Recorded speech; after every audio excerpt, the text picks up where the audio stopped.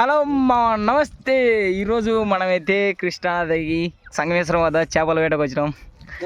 చూడండి మాకు ఎన్ని చేపలు పడ్డాయో, జల్ల చేపలు, రౌటలు ఇవన్నీ తింటారు. చూడండి మా అమ్మ అయితే అరుస్తున్నాడు, ఇంకా జల్లలు పడుతున్నాయి. మా బాగుంది కూడా చెత్త అయితే తప్పిస్తాడు. చూడండి చెత్తలో పడ్డాం మేము మొత్తం ఈరోజు.